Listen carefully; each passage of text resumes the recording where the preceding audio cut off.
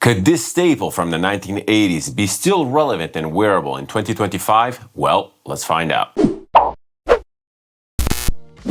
Hello, welcome back to Seldomly Off, and I'm Daniel. Today we're talking fragrances, and this is a practical review of Chanel's Antaeus. These reviews are for fragrances that I have a lot of experience with, multiple wears in many situations, and meant to give you a general idea of what it feels to wear the fragrance. As per usual, I do a lot of research before buying fragrances, but I don't really like to go into details about notes and accords. I don't think that they help the end user. I'd rather talk about the wear experience as a whole. Oh, Chanel Antaeus, what a misunderstood fragrance that you are, at least in my opinion. And I say my opinion mainly to defend my point of view. But I do actually feel that the general consensus towards Chanel's Antaeus is that this is a brutish, bombastic, rough, gritty, masculine fragrance from the 80s. And truly, I was a little bit disappointed when I got it because I was expecting all of those things. What I got was a beautiful, elegant, timeless masculine scent that is living the test of time. And today, even after more than 40 years from its original release, it can still be seen as a classic staple in the modern men's fragrance space. It's just that good, that classy, that elegant, that refined. This is such a well-designed fragrance overall. Before talking about the scent profile for this, I just want to quickly touch upon the name of the fragrance. Antaeus is a character from Greek mythology. He is a demigod, the son of Poseidon and Gaia, and he is basically known throughout history as the emblem of masculinity. Legend says that he would roam Greece, challenging brutish men, the most masculine men, to wrestling fights, submitting them to the ground. This is very, very interesting, and it all checks out with the roaming legend of this fragrance. Again, this is very much known to be this brutish, leathery, masculine thing. And when I got it, as I was mentioning before, when I got this fragrance, I was kind of disappointed. This is so elegant, it's so refined, and it was nothing like I was expecting. And somehow, after this initial disappointment, after storing my fragrance on the shelf for way too long, I finally decided to pick it up and start wearing it, and I started to appreciate it for what it actually is. And I hear you. I hear some of you shouting at your screen. You have a new batch. The older batch was much more potent, much more masculine, much more brutish, and that one there doesn't count. Well, this is all I have. This is a 2024 batch. I bought it last year. I really haven't smelled the original. I have nothing to compare it to. This is what I'm going off. That being said, though, I heard that Chanel's Antaeus is actually one of the better reformulations on the market, and that the current batch, the current formulation, is actually a very good representation of what the scent used to be. I have very little doubt in my mind that the original must have been a little bit more potent, with more prominent animalic notes, which popped a lot more. That being said, though, it couldn't have been a completely different scent profile. This one here is not the brutish scent people are talking about. And sorry for hammering the same point down to the ground, but I really want to underline how wearable and how sophisticated and elegant this is, even in 2025. It's much, much more approachable than people think it is. I really want to say this because I feel that this is actually one of the reasons this fragrance is not as popular today. It's not one of the best sellers today. People are complaining that Chanel has not put out a masculine fragrance in a long time, and I totally get it. I think that the last male-targeted release by Chanel was actually Bleu de Chanel Parfum, which is a flanker to Bleu de Chanel. So yes, in that regard, we have been waiting a long time. But saying that Chanel has no men offerings which are relevant today is a blatant lie. We have this, we have the Allure line, we have the Bleu de Chanel line, we have the Egoiste line. There are variants out there, there are classics out there. And again, I really feel that this is surprisingly wearable even on today's fragrance landscape. So this is all great and good, but I've been talking about what Chanel Antaeus is not. What is this fragrance? To me, this comes across as a beautiful, elegant, sophisticated floral scent. Very, very masculine at that. If you look at the notes, if you look at the note breakdown, you might see that this is sort of a cheaper construction fragrance, but truly, I do not pick up on most of the base notes. In the base, you see patchouli, you see leathers, you see animalic notes. Those are incredibly faint to my nose. And again, I'll get to that in a sec. But to me, this is mostly a floral. Such a beautiful, soapy, powdery floral fragrance. Very, very wearable. I have to be honest, it objectively has a little bit of a vintagey vibe, which might not make it suitable for the youngest of audience. But other than that, this fragrance is so wearable, so sophisticated, so elegant, so professional. It has this slight dominating masculine vibe to it, which makes it suitable for office wear, workwear. It just really establishes your presence. I have to say though that in order to properly wear this, in order to successfully pull this off, you have to have a little bit of a bolder personality.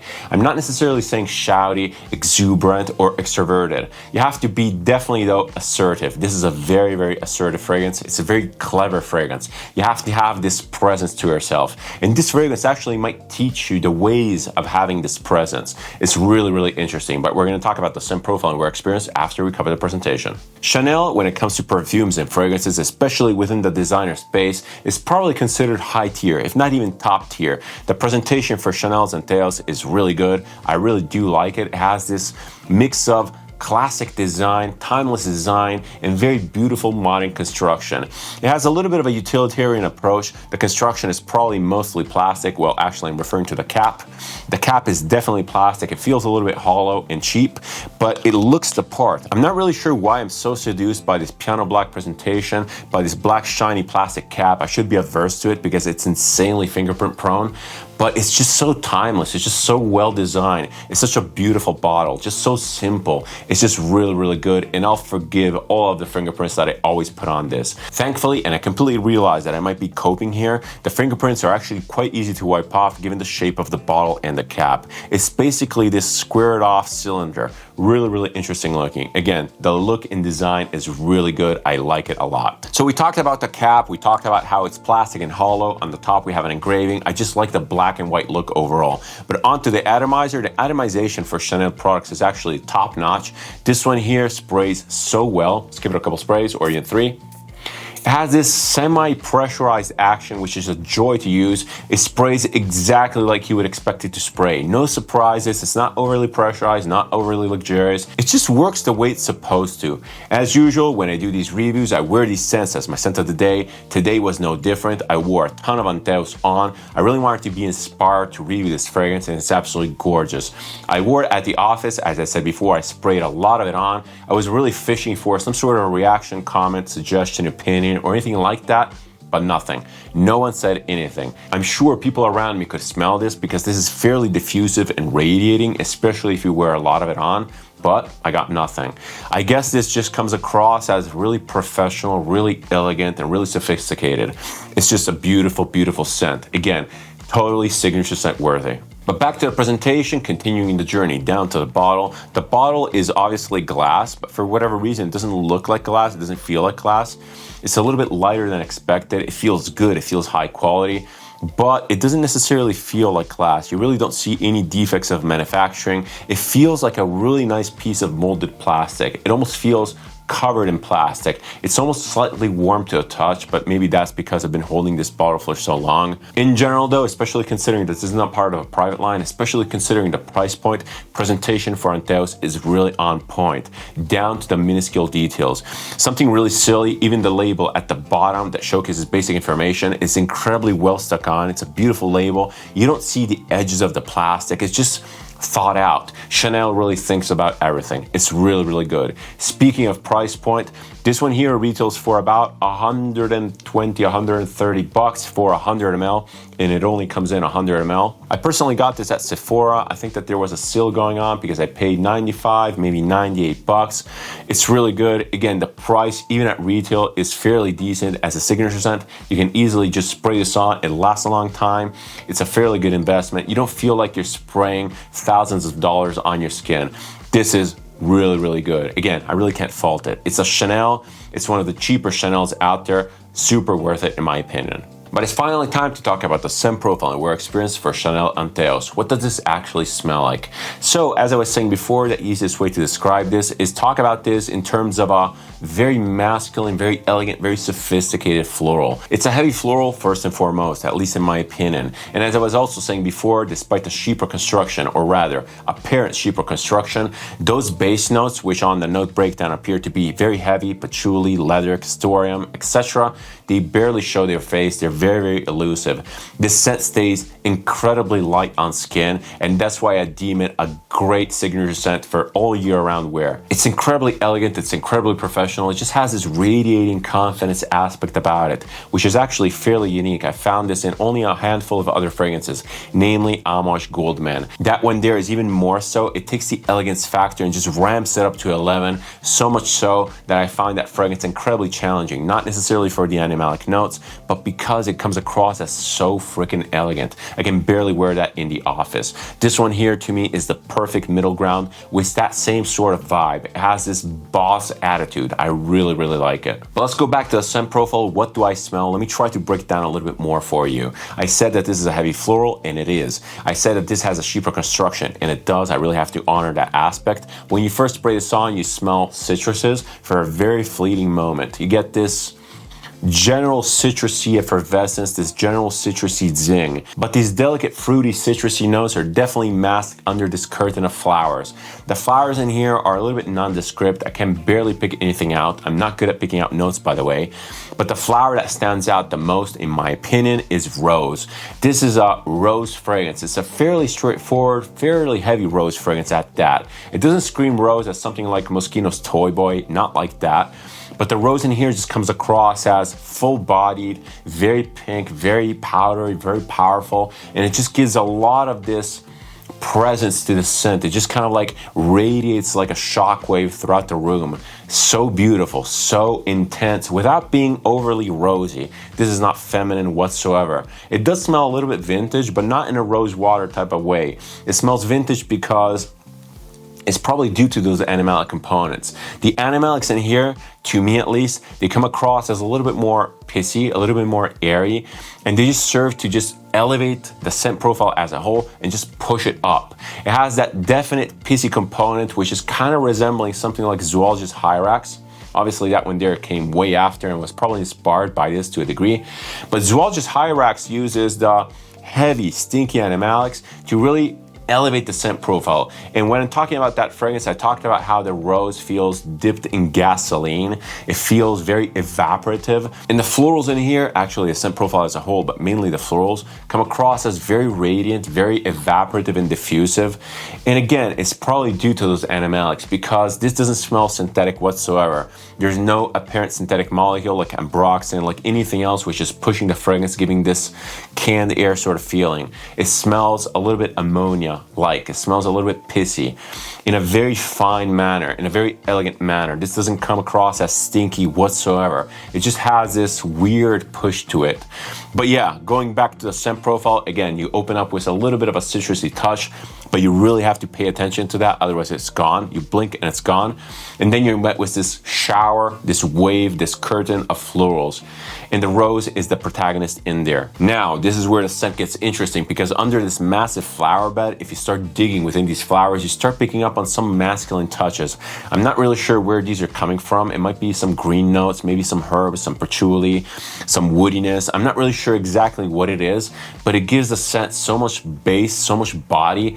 This scent is not heavy whatsoever, but if you dig your nose in there, and especially in the deepest of dry down, you get a lot of this masculine, woody skankiness. Again, the skanky factor is so well tailored, so well balanced, so elegant, and it doesn't come across stinky whatsoever. By the way, my fragrance options at the end of the video will represent what I thought Chanel Antaeus would be like, but it's actually way, way different. So the scent overall kind of gives me this very uplifted sort of elegant feeling. It's very, very diffusive. It's actually surprisingly light. I feel that the scent profile as a whole, taken as the block that it is, kind of fits into the mid-tone to high tone of the tone range. It just comes across as very light, very airy, very, very diffusive, and not in a synthetic way whatsoever. The diffusiveness in here is very evaporative. It comes across as a little bit gasoline-y, as I was saying before. It's very, very unique. Now, I have to say something though.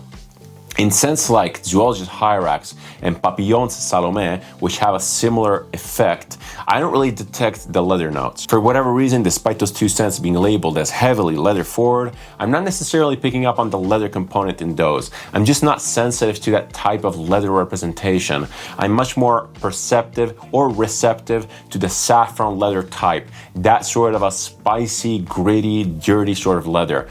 This one here just comes across as very diffusive. It has the animalic touch, but it's much more pissy, and I'm not taking up much on the leather. So the castoreum in here might be elusive just to me. If you're much more sensitive to those notes when you smell this, you might get a lot more leather in this scent. A lot more leather and castoreum, that is. This one here might be a me problem, but this is how I perceive it. But it's time to talk about some practicalities for Antaeus, starting off with performance.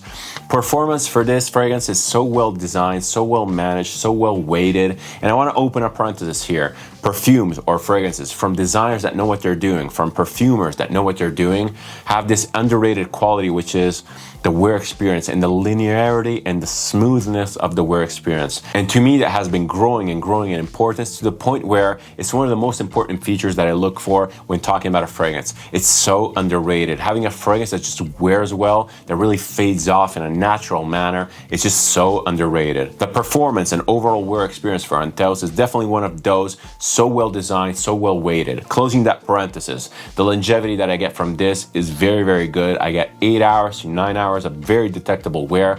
This scent doesn't really have a skin scent phase. It really doesn't have a dry down. It's just very diffusive, and you really get wafts of it as you move about. And even as your temperature rises, even just going up a flight of stairs, you immediately start pumping out the fragrance. Once again, it feels like you just sprayed it on. Really amazing stuff. Projection-wise, this is fairly loud. When you first spray it on, it's not necessarily room filling, but it's very, very detectable. Again, due to its very diffusive nature, it has this gasoline-y sort of evaporative aspect that I was talking about before.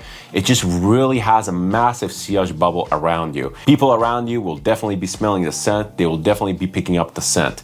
This is not a fragrance for those who want to stay under the radar, who want to stay inconspicuous. This is very, very noticeable. Again, even down to the deepest of dry down, it has this radiancy, which is fairly unique. It's very, very good. And again, it wears so beautifully. It has this linear aspect. It fades off, but in such a beautiful, simple, elegant manner, just so well designed. Kudos to Chanel, kudos to the perfumer.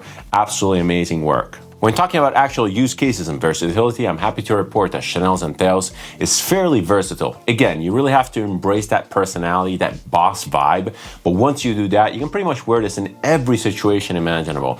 I've even wore this to the gym, and that is a public gym at that. It was so not awkward because I felt good, I felt confident, but I knew that I was flooding the room. So don't be me, don't wear this to the gym, but you could potentially do that. It has that vibe which kind of feels good in the gym, it feels powerful, and it mixes well with your sweat. And I'm talking about this just to illustrate how versatile this scent is. Again, do not wear this to the gym specifically.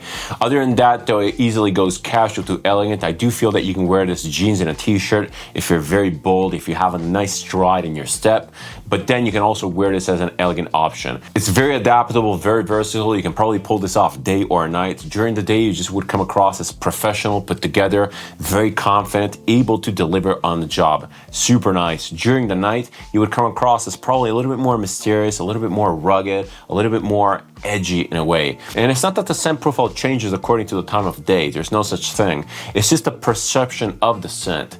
At night, this would be perceived as much more dark because you are probably in a darker environment. You are in a more relaxed environment. And the edgy animalic notes would come across as more forward. They would be perceived more and more elevated. And during the day, given the fact that you're looking at light, you're in a lighter environment, you're probably picking up on the lighter elements of the scent profile.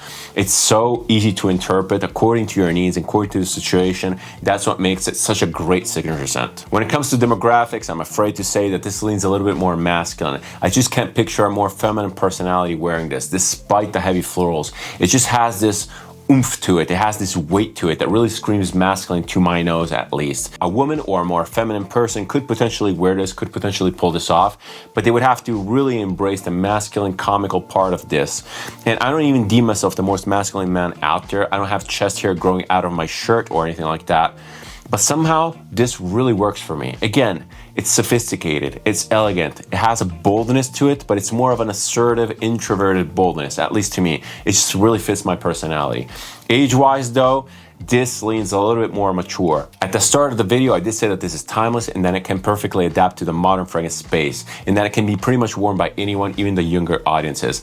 I didn't mean teenagers though. Not that I have anything against teenagers, but they just lack that confidence, that boost in personality, that established personality that a grown adult has. This is for the person that has been living long enough, that has that experience to know who they are, that is not afraid of who they are, and that has that general established personality. This scent kind of requires it. It also has this vintagey feeling due to that diffusive gasoline nature, which is very, very typical of vintage scents. It smells a little bit vintage, but other than that, anyone can probably pull this off. If you're very confident, if you're bold, you would come across as super elegant, sophisticated, professional, just like a Chanel man. This is such a good scent. Imagery and narration wise, I'll keep it very, very short. Scents like this are not designed for that. These are designed for maximum versatility, adaptability, and interpretability. When I talk about interpretability, I briefly touched upon it before. I talk about the fact that these scents can be really adapted to whatever mood or situation you are in. And it just fits. It fits like a morphing puzzle piece. It's really, really good stuff, and it makes for great signature scents. This stuff here is, again, incredibly transformative, not necessarily scent-wise. It doesn't evolve or anything like that, but it's transformative in the way it's perceived. During the day, it comes across as very professional and put together. During the night, it transforms. It becomes very mysterious and a little bit dangerous. Amazing stuff. Excellent, excellent perfumery. We're at the portion of the video where I showcase some options for my reviewed fragrance. In the case of Antaeus, I selected 3 fragrances that embody the idea that I had of Antaeus. Ultimately, the fragrance came out to be very different. It came out to be very light, sophisticated, and elegant. These ones here really embody the gritty masculinity part of fragrances. The first fragrance that I want to showcase, I already showcased it recently. It's great. It's Unutamam by Nishane. So I'll try to keep it short because I recently put out a review for Unutamam and I covered a lot of the scent profile. This one here is masculine. It's gritty. It's very, very intense. It has this brutish, bossy behavior to it. It's really amazing. This is exactly what I was expecting Antaeus to smell like in the beginning, before I got my nose on it. This comes across as minty, fresh, green in the opening, almost to a synthetic level. It's just so overwhelming. And then immediately it dries down to this leathery patchouli, animalic component.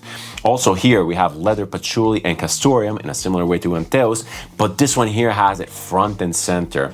The leather aspect in this is so prominent, it's so gritty, so greasy. It smells like a man. It smells like something that a very masculine man would smell like or wear. A man at that is working outdoors with tools that has this greasy, stinky aspect to them, very, very funky, but at the same time, it's also relatively refined. It has this understated, not so bold, slightly introverted smell to it. It's a very wild sort of smell. And in my review, I talked about how some fragrances like Gucci Guilty Absolute and Nasomatto Duro have this loud, gritty cowboy vibe that really doesn't work with my personality, not always at least.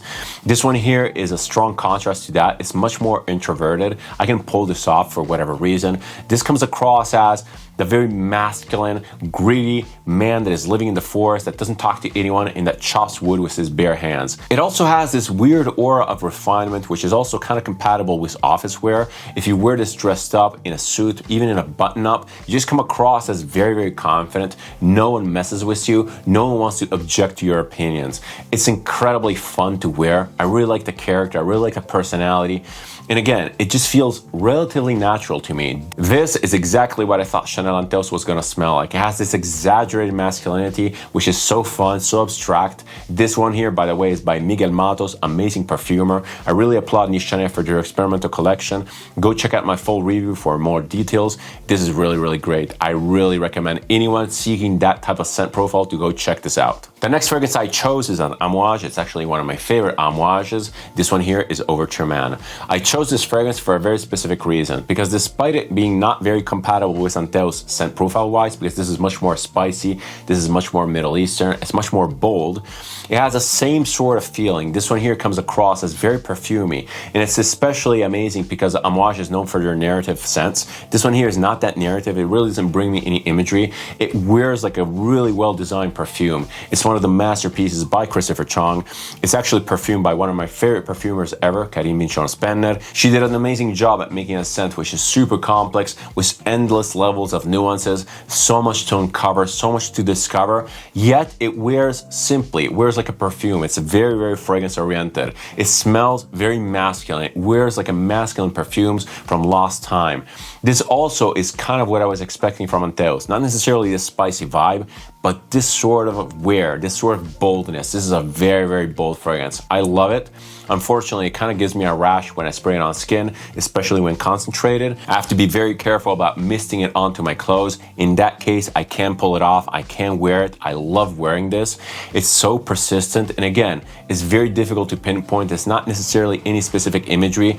It just comes across as an incredibly well-built fragrance. So adaptable, so interpretable. It just comes across as such a well-designed, well-tailored, well-weighted perfume. That is such an underrated aspect that I was talking about before. These fragrances that wear this way are so unique. They're so few among many. The notes in here are absolutely amazing. It opens up very cumin heavy. It has this old man sort of sweat feeling, but then it goes into this beautiful, spicy, leathery concoction. So warm, so mysterious. I love wearing this. Unfortunately, as I said before, it kind of gives me a rash, so I have to be careful about spraying it.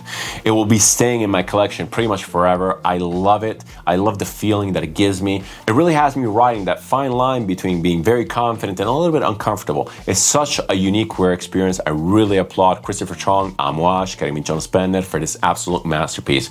If you have never smelled Overture Man, do yourself a favor, try it out. It's mind-blowing. My last fragrance option is my usual niche weird one. This one here is Nimitr by Prissana by Prin. This is basically a niche version of Antaeus. It smells kind of like it. It's very, very comparable scent profile-wise. It has a very comparable wear experience, but it just smells better. It smells higher quality. It just smells more niche. It's more powerful. It's more long-lasting. It's more animalic. I would expect the vintage version of Antaeus to smell something along the lines of this. Obviously, I'm a little bit joking, meaning that Prin is a very avant-garde perfumer. He does very weird stuff. A lot of his perfumes are incredibly animalic, incredibly abstract. This lacks all of the refinement of a Chanel, but it's so beautiful, it's so elegant, it just comes across as insanely confident. The animalic notes in here are very, very prominent. Every time I smell this, it comes across as the warm hug of an elegant bear. For whatever reason, this is always the image that I get. It's so fun, and I'm very protective of the scent because it only comes in 30 mLs, and I got this in a trade, and I'm basically halfway through. It's beautiful. I love wearing this. This is exactly the type of scent that I would love to wear every day. I love Prin Lomros as a perfumer. I have a ton of his perfumes, especially in the Zoologist. I have King Cobra, I have Sloth, I have Rhino, and then I have also Bat, which I got recently. Amazing, amazing stuff. This is super cool.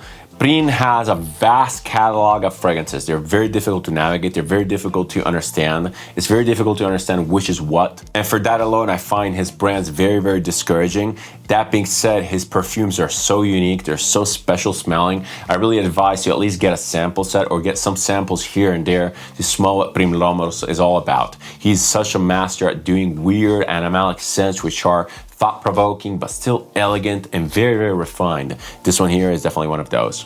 But back to Chanel's Antaeus for my final recommendations and overview.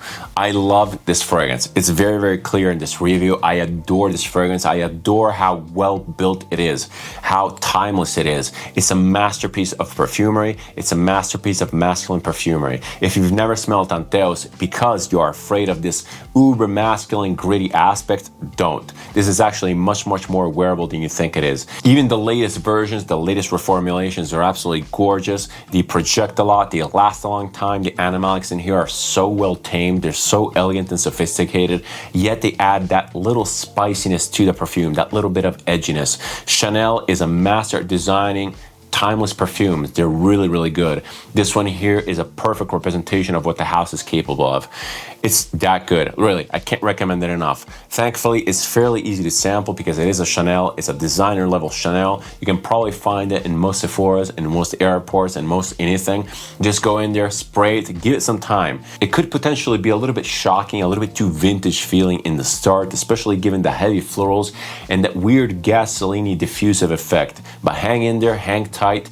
Judge it only in the deepest of dry down. Judge it after you've been wearing it all day. After all of that, if you go through that, if you have the personality to suit it, I'm pretty sure that you're gonna fall in love with this. It's one of my favorite scents ever. I could probably wear this as a singer scent and be completely content, almost as one of my only fragrances. It's just that complex, that good, that straightforward and adaptable. Again, you can interpret this in so many ways. It's so functional. At the same time, it has so much personality. It's really, really amazing stuff. Again, Chanel Antaeus, highly, highly recommended. Get yourself a sample, get your nose on it. It's a must smell in my opinion. If you like this type of content, if you like my approach to video, feel free to subscribe. It's always massively appreciated and helps the channel. If you want to interact with me, leave a comment, suggestion, opinion, or anything else down below. I always reply and I always keep the conversation open. Thank you so much for your time. Thank you so much for watching. It's never taken for granted. Many more fun reviews to come. As usual, see you in the next one and cheers.